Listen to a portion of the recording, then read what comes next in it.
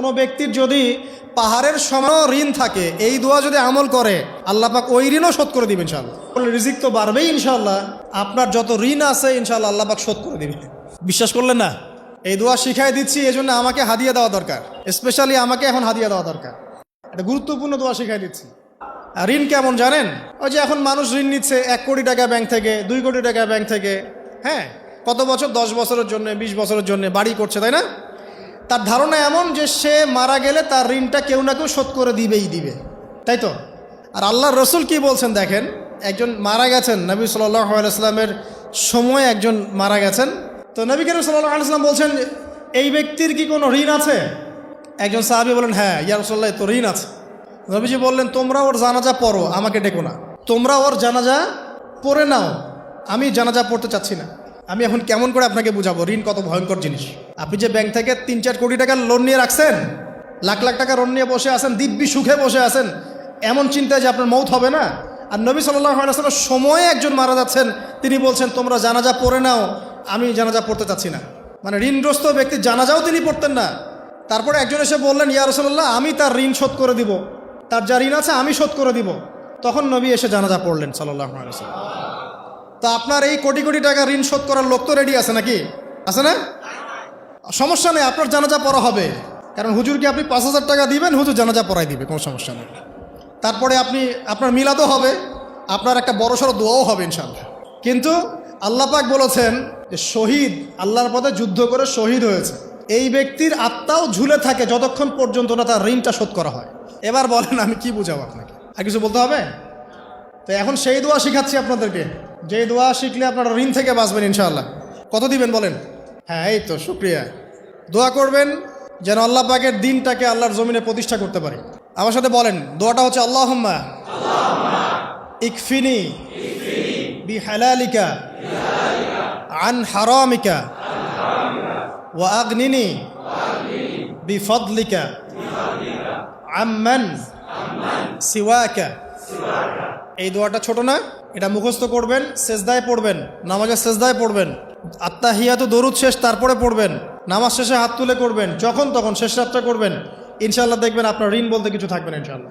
যদি থাকেও, বড় কোনো ঋণ থাকেও, আল্লাহ পাক অন্য কোনো মাধ্যমে এটা শোধ করার ব্যবস্থা করে দিবেন ইনশাআল্লাহ। আমার জীবনে এমন ঘটনাও ঘটেছে, এটা এখন গল্পটা মনে পড়ে গেল তাই বলছি, যে 1,20,000 টাকা ঋণ আছে আমার, শোধ করার কোনো অপশন নাই। আচ্ছা, আমার চোখে ধরা পড়ছে না যে 1,20,000 টাকা আমি কেমনে দিব। কি হলো, হঠাৎ করে আমরা একটা সার্কুলার দেখলাম যে সারা বাংলাদেশে ইসলামিক ট্যালেন্ট খোঁজা হচ্ছে। 2000, এটা মনে হয় 17 কি 18 সালের কথা, হ্যাঁ 18 না, আচ্ছা 18। তো হ্যাঁ, আলোকিত কেন। তো এখন আমার ওয়াইফ বলছেন যে আপনি এটাতে অ্যাপ্লাই করেন। আমি অ্যাপ্লাই করবো, এটা তো আলেম ওলামাদের প্ল্যাটফর্ম, আমি এখানে জেনারেল থেকে আসা মানুষ, কেমন করে কি। তো সে বলছেন না, আপনি পারবেন ইনশাল্লাহ, আপনি পড়াশোনা করেন, ইনশাল্লাহ পারবেন। তো আমি দেখছি আগে প্রাইস কি আছে, কষ্ট তো করবো, আগে দেখি পুরস্কারটা কি। তো পুরস্কারটা দেখছি যে একটা ওমরা করাবে। ওমরা করা তো যে কারোর জন্য একটা মানে স্বপ্নের ব্যাপার না। ওমরা করা তো সবাই আমরা খুব পছন্দ করি, আল্লাহ পাক আমাদেরকে বেশি বেশি ওমরা করার তৌফিক দেখ। আর লেখা আছে যে ফার্স্ট প্রাইজ 3 লাখ টাকা, second prize 2 lakh, third prize হচ্ছে 1 লাখ টাকা। আচ্ছা ঠিক আছে। তারপর টানা 4 কি 5 মাস দৈনিক 10 থেকে 12 ঘন্টা করে পড়েছি। টানা 4 থেকে 5 মাস দৈনিক 10 থেকে 12 ঘন্টা, নাওয়া খাওয়া সব ওখানেই।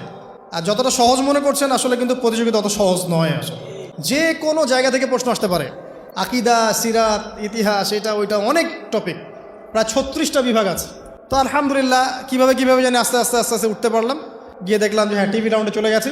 আমি তেমন কিছুই করি নাই, আমি শুধু পরিশ্রম করেছি, আল্লাহর কাছে বেশি থেকে বেশি দোয়া করেছি যে আল্লাহ, আমার ঋণ আছে, ঋণ শোধ করতে হবে একটা। এবং আমি চাচ্ছি যে এই প্রোগ্রামের মধ্য দিয়ে দিনের একটা বড় সার্কেল পাওয়া যায়, দিনই প্ল্যাটফর্ম পাওয়া যায়। তো আলহামদুলিল্লাহ আল্লাহ পাকের ইচ্ছায় সেখানে একটা ভালো রেজাল্ট হলো, এবং সেখানে ওমরাও করা হলো আলহামদুলিল্লাহ। এবং ক্যাশ তারা খুব তাড়াতাড়ি দিয়ে দিয়েছে। আমি পুরো ক্যাশটা আগে পেয়েই আগে ঋণটা শোধ। এখন এই সময় কিন্তু আমি দোয়াটা করেছি, আল্লাহুম্মা কফিনি বিহালালিকা আন হারামিক ওয়া আগনিনি বিফদলিকা আম্মান সিওয়াক। দেখেন, আমি কিন্তু জানতামও না এমন কোনো প্রতিযোগিতা হবে, আমি সেখানে পার্টিসিপেট করব, ওই ওসিলায় ওমরা করব, ওই ওসিলায় আবার ঋণও শোধ হবে, আমার কিন্তু মাথায় ছিল না। এটাই হচ্ছে আল্লাহ পাকের সেই আয়াত, যে ওয়া মান ইয়াত্তাকিল্লাহ ইয়াজআল লাহু মাখরাজা।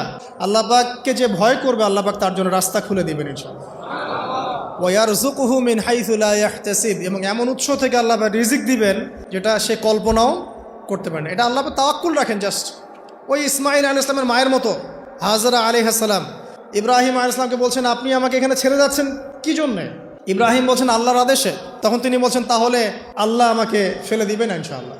সেই মায়ের গর্ভ থেকে ইসমাইলের মতো সন্তানের জন্ম হলো, যেই সন্তানকে বাবা বলছে যে আমি তোমাকে জবাই করছি, স্বপ্নে দেখেছি, ফানজুর মাদা তারা, তোমার রায় কি? সে বলছে ইয়া আবাতি ফাআল মা তু'মার, আপনাকে যে আদেশ করা হয়েছে আপনি সেটাই করেন। সাতাজিদুনি ইনশাআল্লাহু মিনাস সাবিরিন, ইনশাআল্লাহ আপনি আমাকে ধৈর্যশীল পাবেন। দেখেন কোন মায়ের গর্ভ থেকে কোন সন্তান। তাকে কি বাবা মানুষ করেছিলেন? না, তাকে তার মা মানুষ করেছে। তো ওই রকম তাওয়াক্কুলকারিনী হাজরা আলাইহিস সালামের মতো মা যদি ঘরে ঘরে থাকে, বোন আর স্ত্রী ঘরে ঘরে থাকে, তখন ইসমাইলি প্রজন্ম আসবে ইনশাআল্লাহ।